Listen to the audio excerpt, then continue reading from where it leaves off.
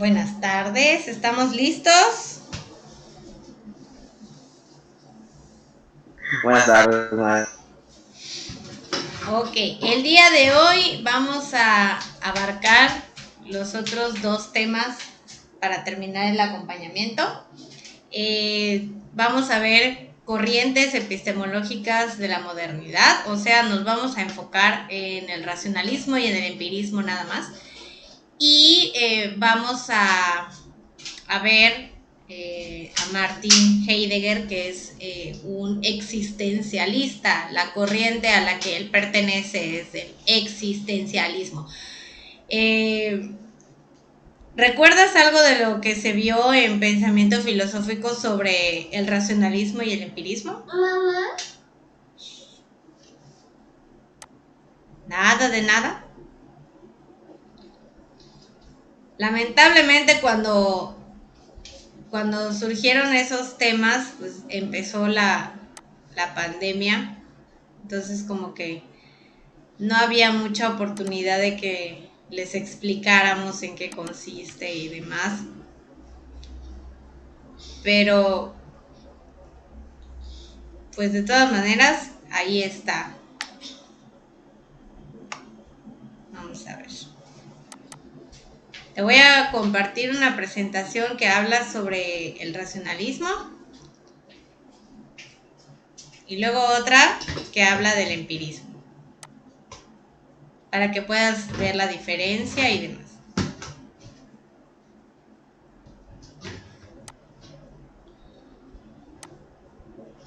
Mamá.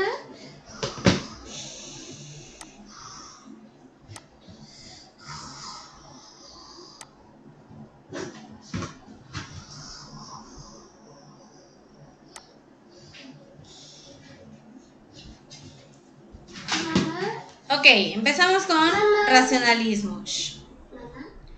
El racionalismo es una postura filosófica que tiende a rechazar la existencia de las entidades sobrenaturales que no pueden ser comprendidas o justificadas por las facultades cognoscitivas naturales de los seres humanos, bien simplemente por la captación directa de los sentidos, bien por la actividad discursiva de la razón. El racionalismo se caracteriza principalmente porque no confía mucho en las cuestiones de la experiencia. O sea, todo su conocimiento se basa en la razón. Ahí está. Nosotros traemos el conocimiento desde nuestro nacimiento, incluso desde antes de nacer, nosotros tenemos ese conocimiento. Y poco a poco, mientras se desarrolla nuestro razonamiento, pues vamos descubriendo el conocimiento que nosotros ya tenemos, pero todo es con razonamiento. La otra definición, que va más o menos a lo que acabo de decir, es doctrina filosófica que defiende que la razón humana o el entendimiento posee en sí misma capacidad para conocer la realidad, la totalidad de la realidad, sin necesidad de recurrir a la ayuda de ninguna otra facultad.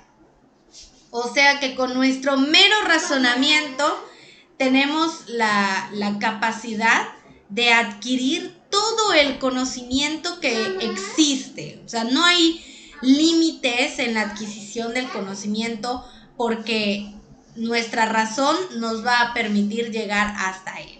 Y ya, ya lo tenemos y lo tenemos todo, solo es nada más que salga y aflore con nuestro razonamiento.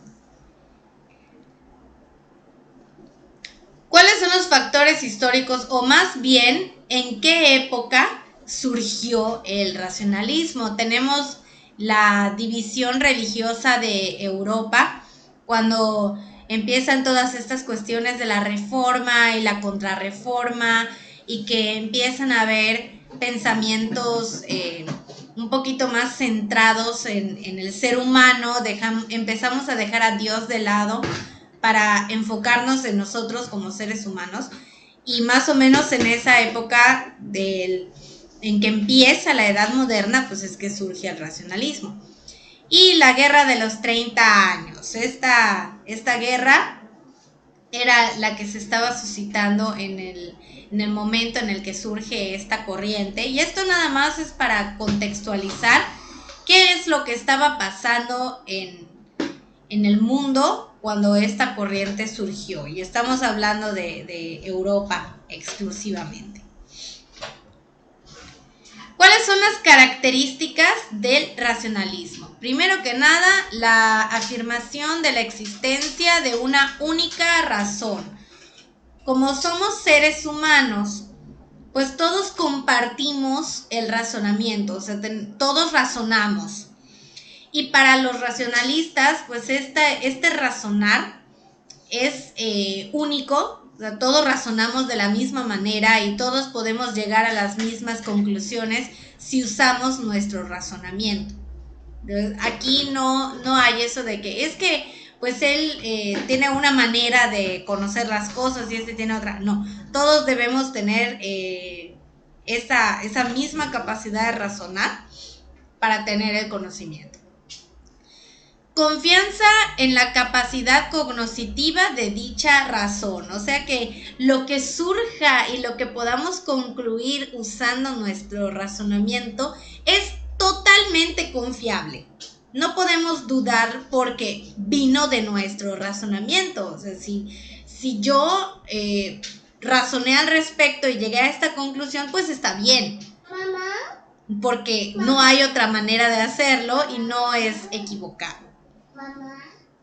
Innatismo cognoscitivo. Esto es de lo que ya te había mencionado, que nosotros nacemos con el conocimiento. Para los racionalistas, el conocimiento viene de nacimiento. Y nosotros, al desarrollar nuestro razonamiento, pues vamos sacando poco a poco eso que ya traemos. Menosprecio o rechazo del valor de las experiencias históricas y culturales. Este tipo de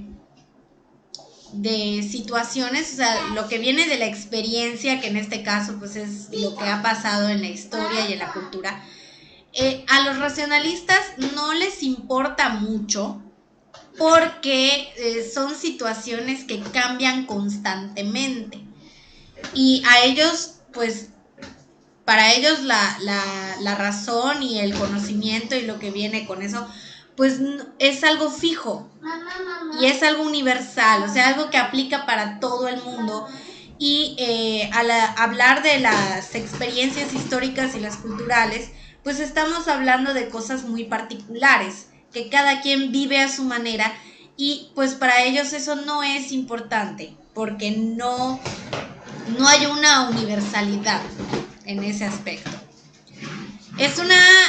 Sienten cierta preferencia por las ciencias deductivas, o sea que de generalizaciones sacamos conclusiones particulares, o sea que es algo universal que se puede aplicar a todo, y cuando vemos situaciones particulares resulta que sí coincide con esas generalizaciones.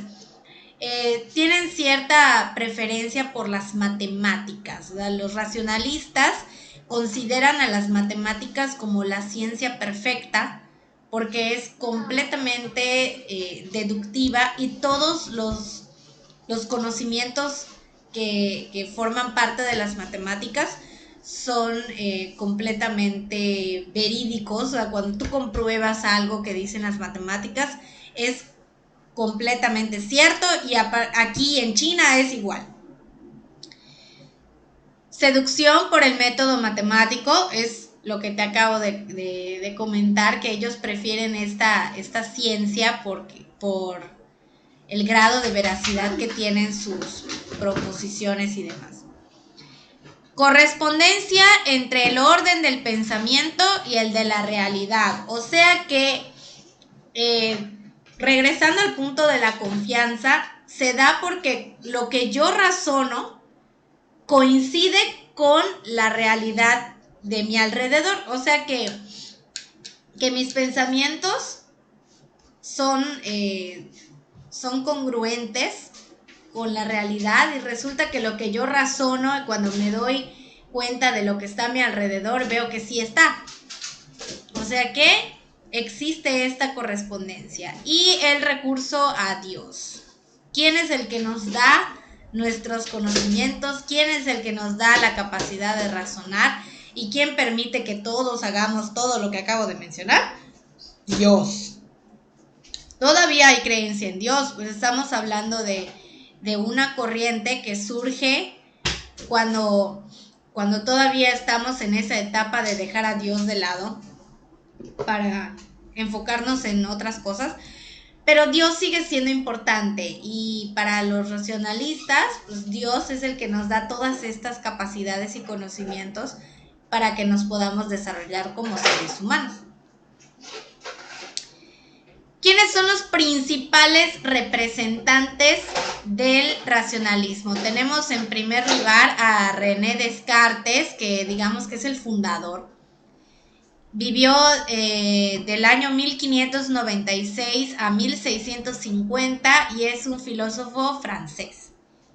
Tenemos a Gottfried Wilhelm Leibniz, que vivió de 1646 a 1716 y es un filósofo alemán. Y por último, Baruch Spinoza, de 1652 a 1677, filósofo holandés. Hay más racionalistas, pero estos son los principales y los que dieron más aportaciones a la filosofía racionalista. ¿Hasta acá tienes alguna pregunta?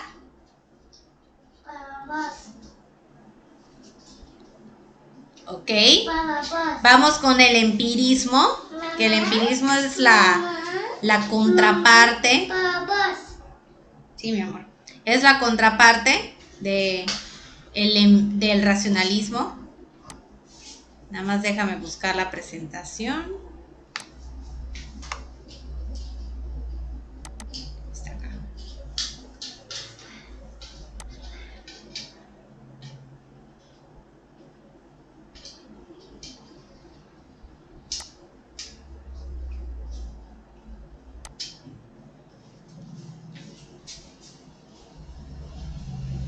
Vamos a compartir pantalla.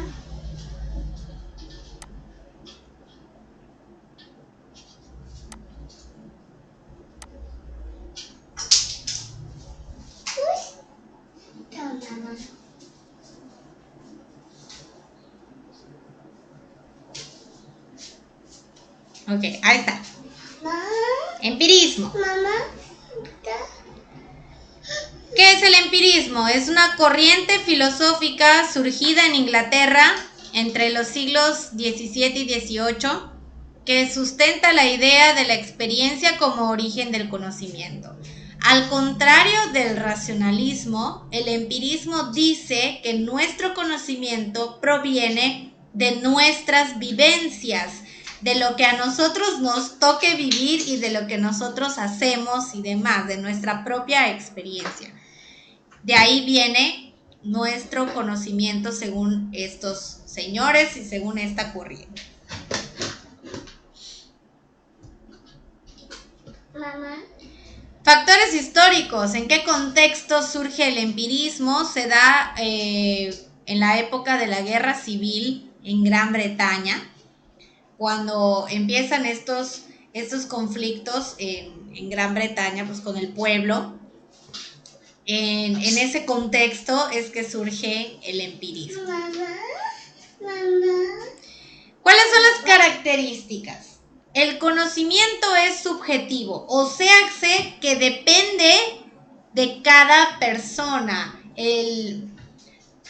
Los conocimientos son dependiendo de las vivencias que tiene cada quien. Entonces, si una persona no vive ciertas situaciones, no puede tener el conocimiento de ellas. Y como no todos vivimos las mismas situaciones ni tenemos las mismas experiencias, el conocimiento es individual.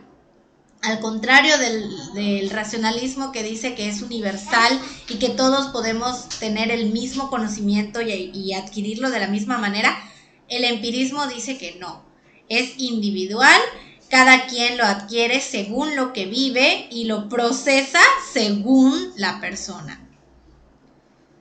Los conocimientos se nutren con base en experiencias internas, pensamientos, emociones, etcétera, y externas, lo material, lo físico, etcétera. O sea que no es tanto del uso del razonamiento, sino que tiene que ver con lo que hay a mi alrededor y con lo que yo puedo pensar y sentir al respecto. O sea, no es solo cuestión mía, sino que hay otros factores que influyen en mi cantidad y calidad en el conocimiento. Se contrapone al racionalismo, eso es evidente, es totalmente lo contrario. El método de aprendizaje es experimental e inductivo, o sea que yo de situaciones particulares, o sea, a partir de cosas que yo veo en la experiencia y que son particulares, puedo llegar a conclusiones generales. En el racionalismo pues era al revés. Aquí de situaciones que yo veo que se dan de manera individual, al ver que se repiten, podría llegar a generalizar, decir que, bueno, pues cada vez que es ocurrente, cada vez va a ocurrir lo mismo. No utiliza la moral para describir el conocimiento. Aquí no tiene nada que ver la cuestión moral, no tiene nada que ver las normas de la sociedad, simplemente es lo que cada persona conoce y de acuerdo a lo que le toque vivir. ¿Quiénes son sus representantes más conocidos? Tenemos a John Locke, que vivió en el año 1632 a 1704, es un filósofo inglés y digamos que es como que el fundador también. George Berkeley, de 1685 a 1753, filósofo irlandés.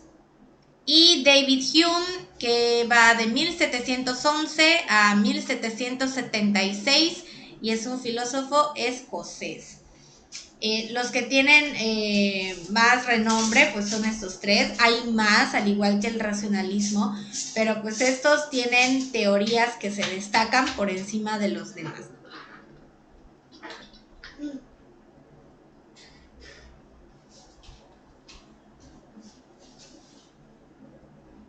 ¿Preguntas?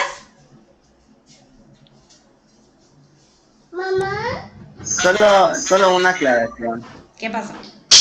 Entonces, el racionalismo dice que las personas ya nacen con el conocimiento y el empirismo dice que las personas obtienen conocimiento en la vivencia, o sea, la vida, ¿no? Uh-huh. A eso se refiere, ¿no? Sí, para los empiristas, nosotros somos como una hojita en blanco, somos como un libro que no tiene nada escrito. Y que conforme vamos creciendo y vamos viviendo, haciendo, experimentando y demás, es que ese librito, digamos que es nuestro conocimiento, se va llenando poco a poco. Porque nosotros al nacer no sabemos nada para los empiristas. Para los racionalistas, digamos que ese librito ya está lleno, pero yo no lo he leído. Entonces, cuando voy creciendo y voy desarrollándome, voy descubriendo cada cosa que el libro ya tiene. Y así es como después, pues adquiero todo el conocimiento porque todo el conocimiento está en ese librito. En cambio, el otro no, el otro se llena poco a poco y va a llegar hasta donde yo llegue. Y si adquirí todo el conocimiento en el proceso, bien, aunque para los empiristas realmente no conocemos nada. No podemos asegurar nada. Y David Hume es el filósofo que da a entender mejor este aspecto. Porque para él, nosotros estamos acostumbrados, porque sí, es por costumbre. Estamos acostumbrados a establecer ciertas situaciones que son de causa-efecto. O sea, de que porque yo hago algo y de repente ocurre otro algo, pues yo digo que lo que ocurrió después es por lo que yo hice antes. Y no, para David Hume no existe esa relación. Nosotros la establecemos por costumbre y lo hacemos por imaginación. Porque él habla de que tenemos impresiones. Cuando estamos en contacto con las cosas, lo que nos formamos son impresiones. Y nosotros tenemos la impresión, cuando estamos hablando de causa-efecto, tenemos la impresión del evento A y tenemos la impresión del evento B. Pero no, en ningún momento se da una impresión de que haya una conexión entre lo que ocurre del evento A con lo que ocurre en el evento B. Y nosotros solitos somos los que establecemos esa conexión, pero realmente no existe. Y lo hacemos por imaginación y por costumbre para que digamos que le hemos dado una explicación a lo que sucede. Y por eso dice David Hume que todos los eventos de ese tipo y también que tienen alguna otra característica en donde haya algún tipo de secuencia, no son definitivos, son probables. O sea que así como pasó ahora, puede que en algún momento ya no pase igual. Un ejemplo de esto es cuando pones a calentar algo en la estufa. O sea, el evento A es que tú pones lo que vayas a calentar en la estufa. El evento B es lo que hayas puesto a calentar, pues que ya esté caliente. En ningún momento se da la impresión de que por poner lo que pusiste en la estufa para calentar es que se haya calentado. Y nosotros decimos que sí, o sea, en que yo puse esto a calentar, después se calentó. Y para Hume este evento, pues tú estás acostumbrado a que cada vez que lo haces, ocurre.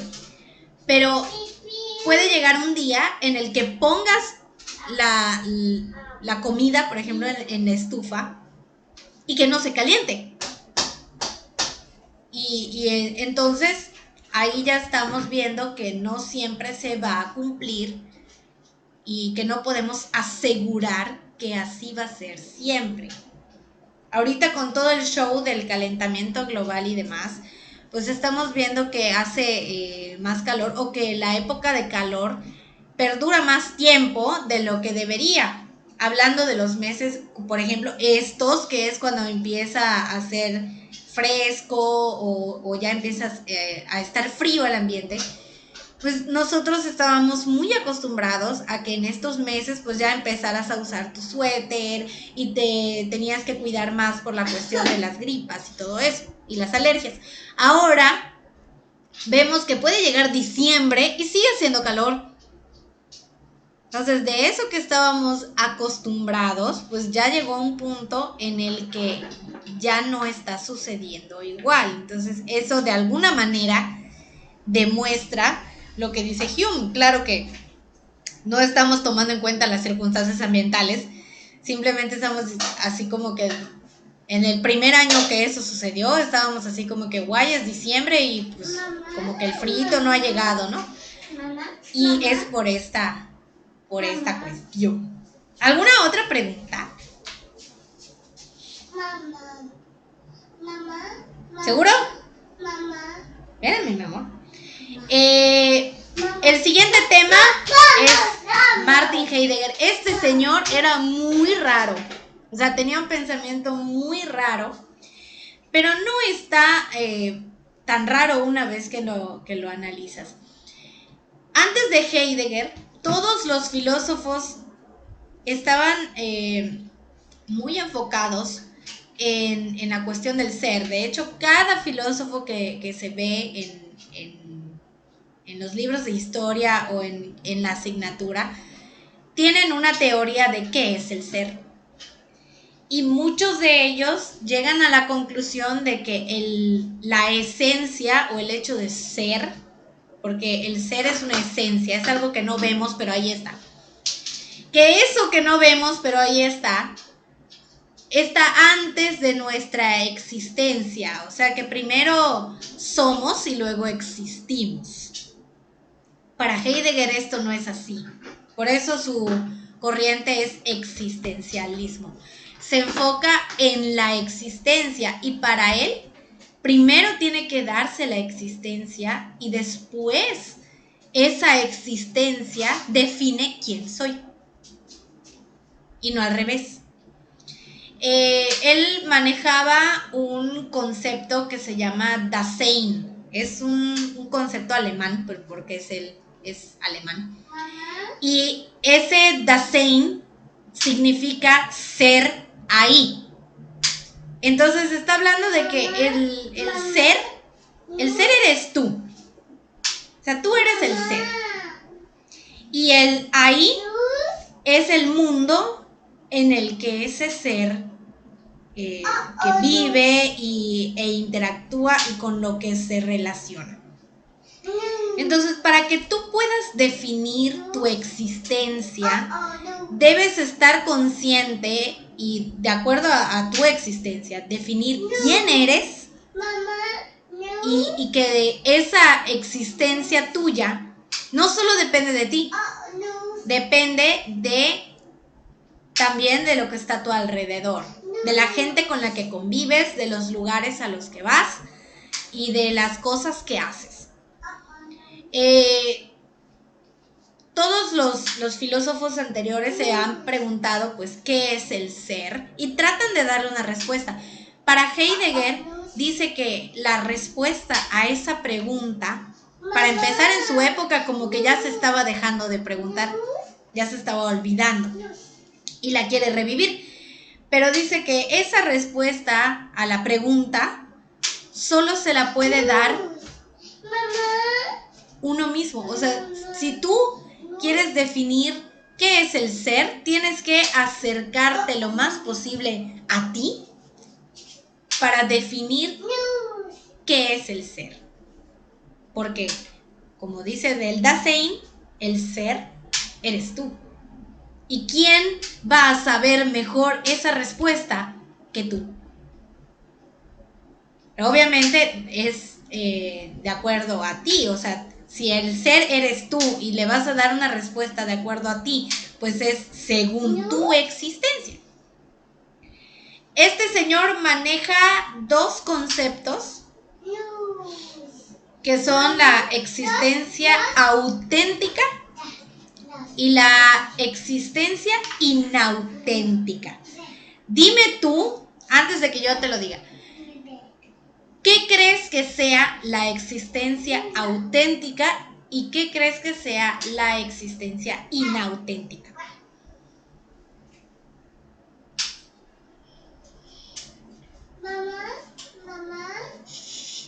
Entiendo más algo real que tiene que ser una persona. O sea, lo que tú tienes que hacer, o mejor dicho, por qué estás ahí, por qué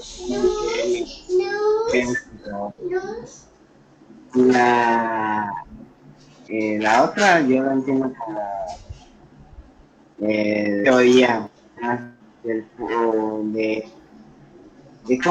de cómo estoy acá o qué es lo que hago con mi vida, ¿verdad? Ok, más o menos. Para Heidegger, nosotros como seres materiales, o sea, nuestra cuestión material, que es la parte que existe, para muchos otros filósofos pues decían que era algo que ya estaba definido y que pues no tenía mucho de dónde porque pues ya estaba completo. Para Heidegger esto no es así, o sea, nosotros mientras no estemos muertos, podemos seguir desarrollándonos y desarrollando nuestra propia existencia. Y digamos que tenemos ciertas potencialidades, que no somos algo que ya está acabado y definido, somos algo que constantemente se desarrolla. Una persona que se maneja por existencia inauténtica, voy a hablar de la inauténtica primero, es alguien que se deja guiar porque su vida ya está escrita, por decir así, o sea, ya está completamente definida su existencia y no puede hacer nada más con ella. Y todo lo que le pasa, todo lo que vive y todo lo que piensa incluso, no toma ninguna responsabilidad sobre eso. Digamos que lo que le pasa y todo eso no es su culpa, porque es algo que ya estaba establecido para él. Y digamos que su vida está acabada porque no quiere esa responsabilidad de decir que él define su existencia. En cambio, una persona con una existencia auténtica se hace responsable de lo que le sucede, de lo que le pasa, de cómo piensa, de lo que hace, y también está consciente de que todo lo que está a su alrededor, de personas, de cosas, de lugares, etcétera, todo eso influye en su propia existencia. O sea, digamos que el que tiene una existencia auténtica, pues está consciente de que todavía puede hacer más cosas que le ayuden a definir quién es y que pueda de alguna manera pues estar presente en el mundo. No está terminado. ¿Y cuándo va a terminar de definirse mi existencia? Cuando yo ya no esté aquí en cuerpo presente, o sea, cuando me muera. Y pues esa es la gran diferencia entre la auténtica y la inauténtica, que el grado de responsabilidad que nosotros como personas tenemos para nuestra propia existencia. ¿Dudas?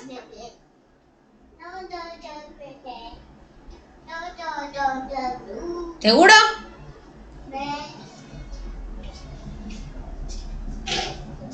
Ok, vamos a ver qué tanto vas a hacer de tarea para esta parte. Voy a buscar el archivo para que te lo comparta. No sé si ya lo revisaste, pero te lo voy a poner aquí.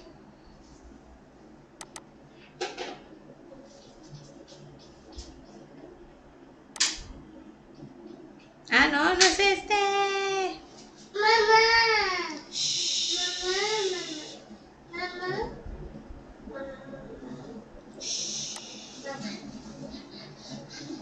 Luz.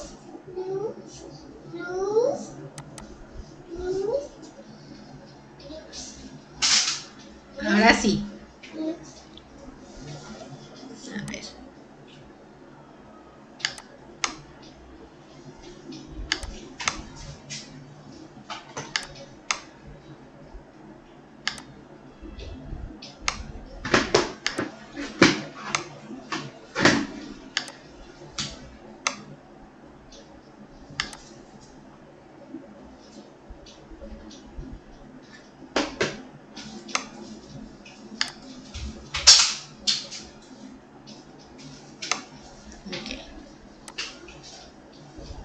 Vamos a ver. Mamá. Luz.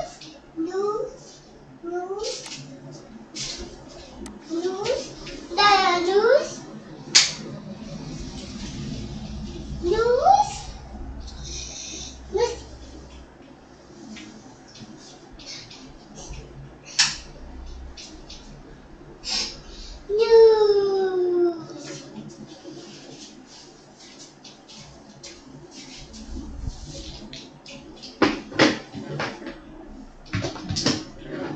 Ok, aquí está. Tenemos los resultados de aprendizaje, lo que debes tener al final, que es analizar los aspectos importantes de las corrientes epistemológicas de la modernidad y analizar los aspectos importantes de la filosofía de Heidegger, que ya hablamos de eso. Para la parte de las corrientes de la modernidad, vas a hacer un tríptico. Ese tríptico puede ser a mano o puede ser con algún tipo de programa, software o lo que sepas manejar digital, y se entrega en digital. O sea, si lo haces a mano, tienes que tomarle una foto al tríptico, tanto adelante como atrás, y subir la foto a la plataforma en un archivo de Word. Si lo vas a hacer directamente digital, pues es en el formato en el que se guarde según el programa que utilices y lo subes a la plataforma.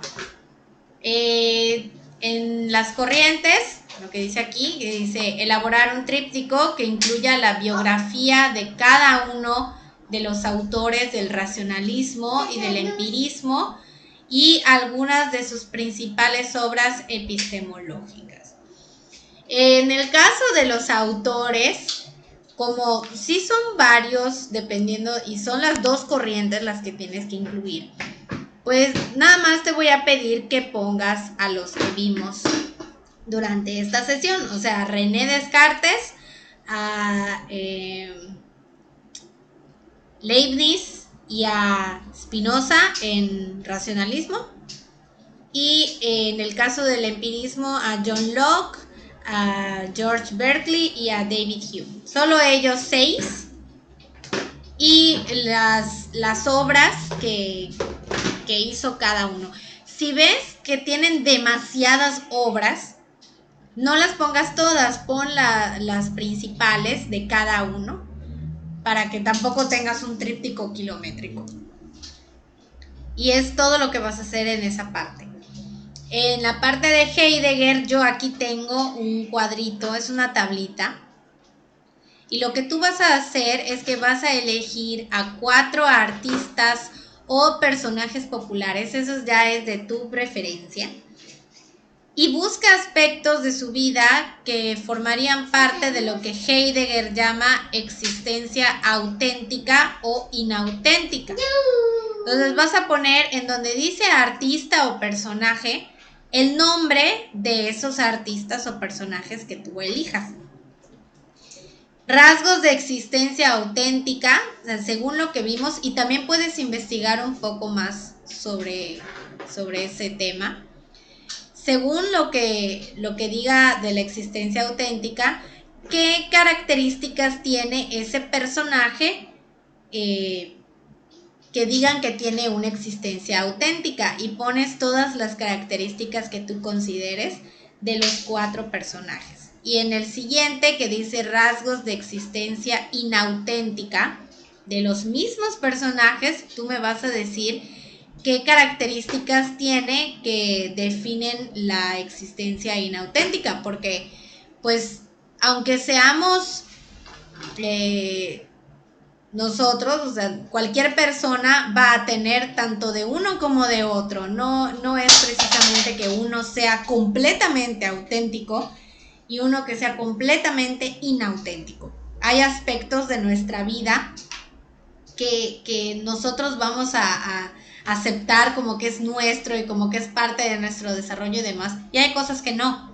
Entonces tenemos que poner de ambos rasgos para cada personaje. No podemos quedarnos así como que es que no tiene nada auténtico o no tiene nada inauténtico. Tiene de los dos, nada más hay que buscarle de dónde. ¿Dudas? Mamá. ¿Seguro? Mamá. Ok, entonces lo que vamos a hacer ahora, porque otra vez nos sobran 15 largos minutos, un poquito más tal vez, es que vas a empezar a hacer esta actividad. No sé si quieres empezar con el tríptico, si quieres empezar con la tablita, pero vas a empezar esta actividad, y si tienes alguna duda mientras lo estás haciendo, pues yo voy a estar aquí para resolver esa duda, y ya cuando termine el tiempo, pues simplemente nos desconectamos y nos volveríamos a ver hasta el lunes para que yo te dé tu calificación y veamos si eres libre o no de este acompañamiento. Dale. Mamá. Entonces te voy a dejar solito, porque aquí voy a estar. Y ya cualquier duda me dices.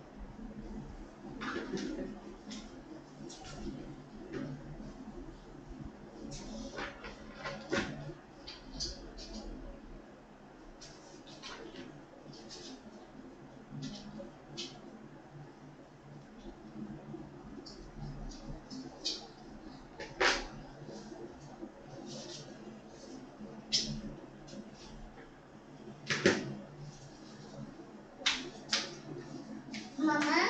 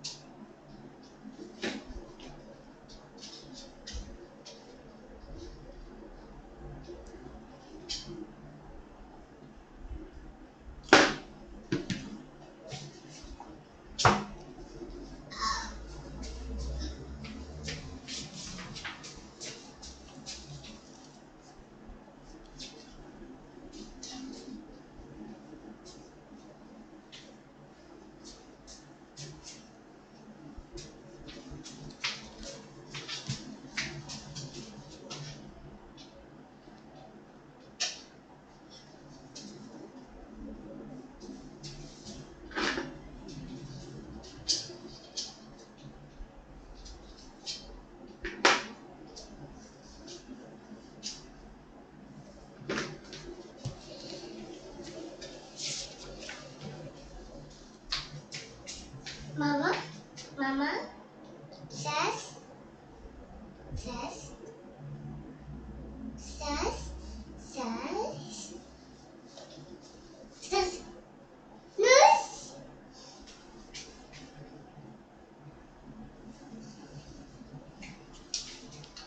Ne? Wow.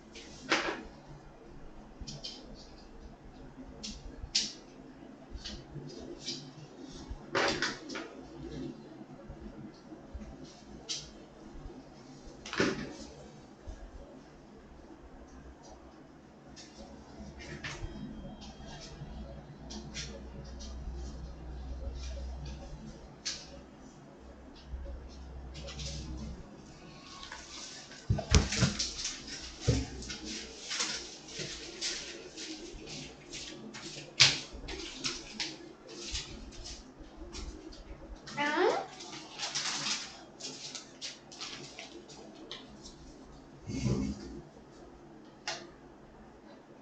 No.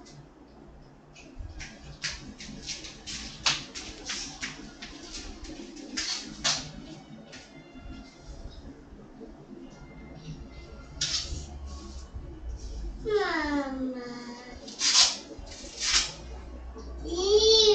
Ya, caca. Caca no. Caca. Popo. Caca. Popo.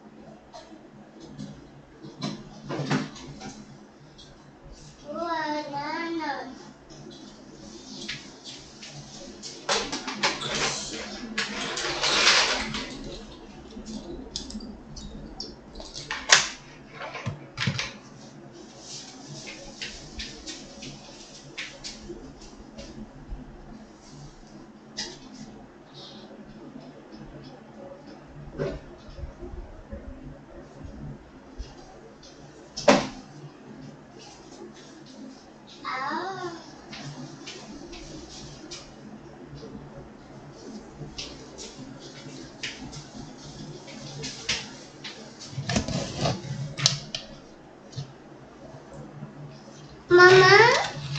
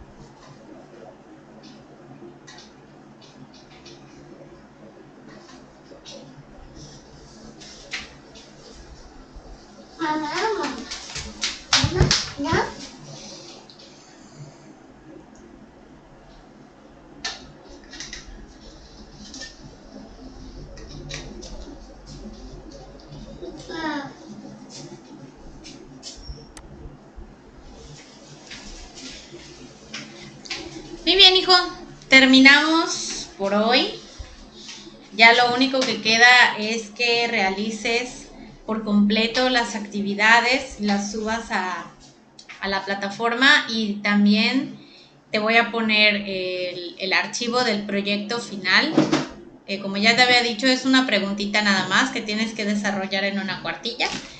Y esto, el lunes nos vemos para que yo te diga tu calificación y si hay algo que de lo que tengas dudas según la calificación, entonces lo aclaramos en ese momento y tan se acabó. Vale, ¿alguna duda antes de que nos vayamos? No. Mark, ¿como por cuándo subiría la pregunta? ¿Hoy o esta fin de semana? Pues yo la trataré de subir hoy. Sí, porque pues ya después de todos los acompañamientos, pues tengo chance de subir los proyectos. Entonces, hoy, a más, así más tardar, mañana temprano, subiría el archivo.